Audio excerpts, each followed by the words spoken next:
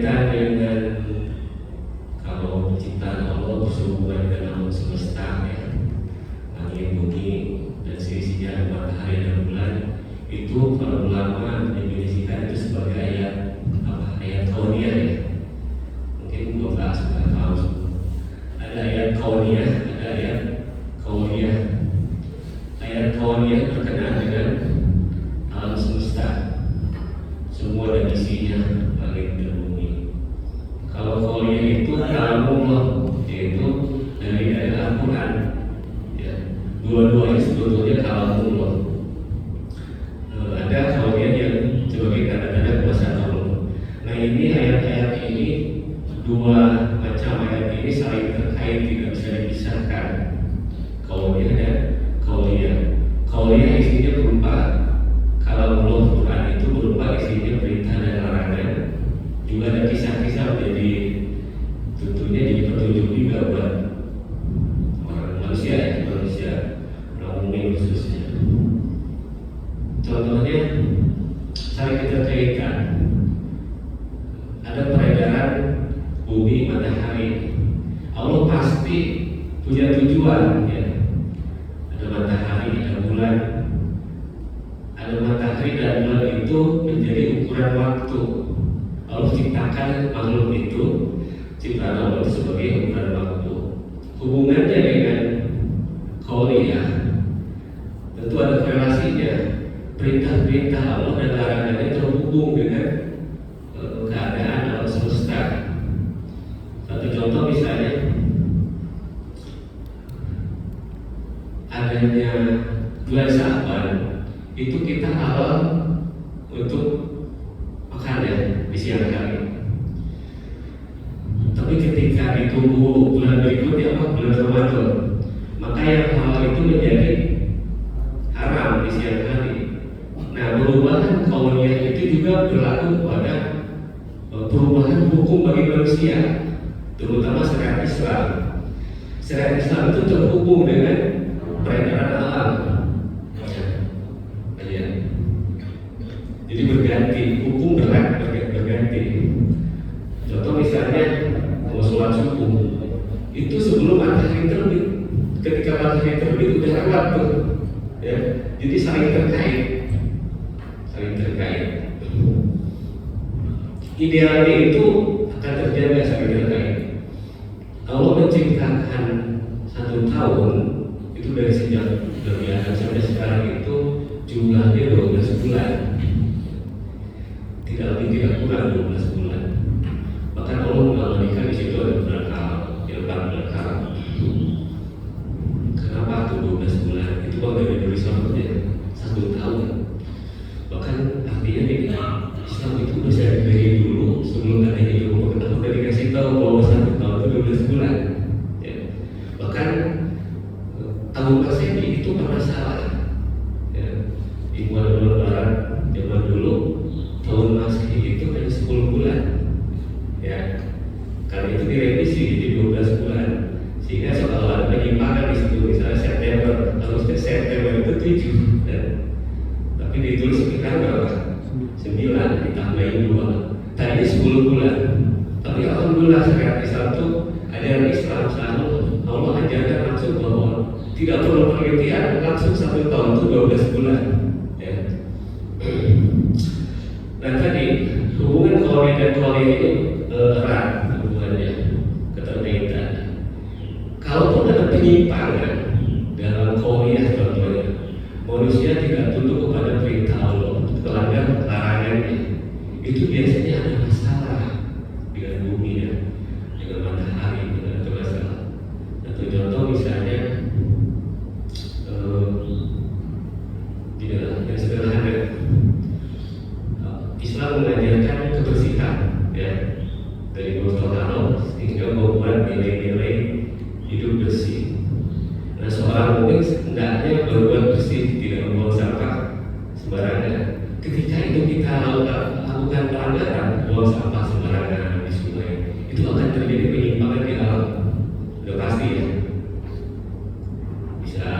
Alam bisa kotor, bisa banjir. Itu hal yang sepele, itu kan. Nah, bagaimana dengan akhlak? Itu banyak kejadian kisah-kisah zaman dulu karena akhlak manusia maka terjadi guncangan di alam, betul ya? Guncangan di alam. Ada korelasinya. Pernah Rasulullah waktu berjalan di Gunung Uhud udah goyang gempa, saking sudah mau balik ke Quraisy kan, karena Rasul sabar-sabar ikut kira. Itu betul antara alam manusia dengan alam semesta. Begitupun pada waktu ada gempa di Madinah, waktu zaman Sayyidina Umar itu begitu ada gempa dia teriak kepada umatnya, apa yang telah kau lakukan? Kemaksiatan apa yang telah kau lakukan? Ya, gitu. Jadi tanda-tanda begitu pun ada penyimpangan. Nah, artinya bahwa di ayat ini kejadian apapun yang menimpa di bumi alam semesta itu karena kekuasaan Allah gitu. Di ayat ini bagi orang berpikir. Nah, hubungannya dengan zikir apa gitu kan? Ya Allah.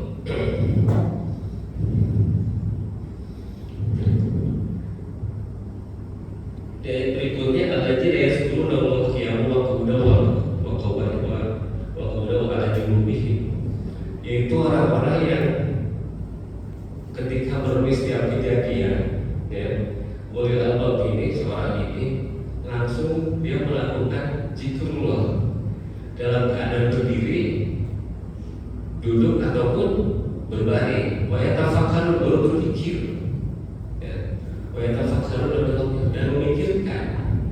Ini biasanya kita nih sendiri umumnya kalau tiap kejadian rata-rata tahu Pak itu yang ada mikir dulu atau zikir dulu kan? Yang dari kejadian itu biasanya deh umumnya mikir dulu ya, bahkan apa-apa langsung mengatakan gimana solusinya, betul ya?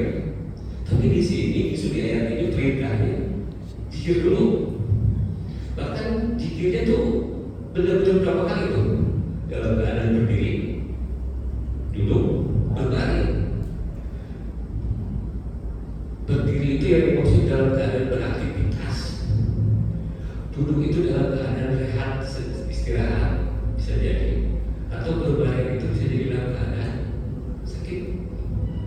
Itu keadaan itu tuh senantiasa berzikir. Baru yang tafakkur, baru berpikir. Itu bisa biasa kita mikir dulu solusinya gimana. Bahkan kita ujungnya suka menyalahkan keadaan, ya, benar kan?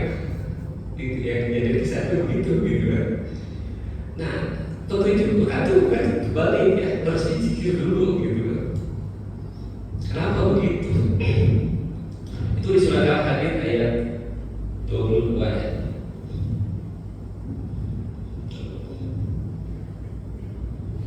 Ini masih lama ya, apa ya?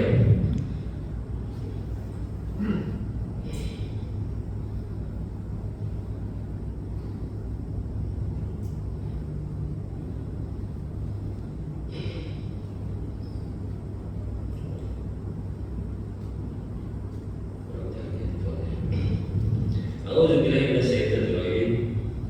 Bismillahirrahmanirrahim. Ma asaba min musibatin fil ardi wala fi anfusikum illa fi kitabin min qabl an natraha inna dzalika 'alallahi yasir. Tiada suatu bencana pun yang menimpa di bumi dan tidak pula pada dirimu sendiri, melainkan telah tertulis dalam kitab Lauhul Mahfuz sebelum kamu menciptakannya. Sesungguhnya demikian itu adalah mudah bagimu. Tak ada satu bencana pun, asabah musibah, sesuatu yang menimpa ya, pada diri kita yang di bumi atau dari diri kita, melainkan telah tercatat dalam kitab Lauhul Mahfuz. Jadi kejadian apapun sudah Allah tuliskan dalam kitab Lauhul Mahfuz. Lauhul Mahfuz itu makhluk Allah, ya, tempat menulis catatan takdir manusia, bahkan kejadian-kejadian. Hari ini kita duduk di sini, ya, itu sudah tercatat di Lauhul Mahfuz. Saya bakalan di sini, mau di situ itu sudah tercatat semua. Bahkan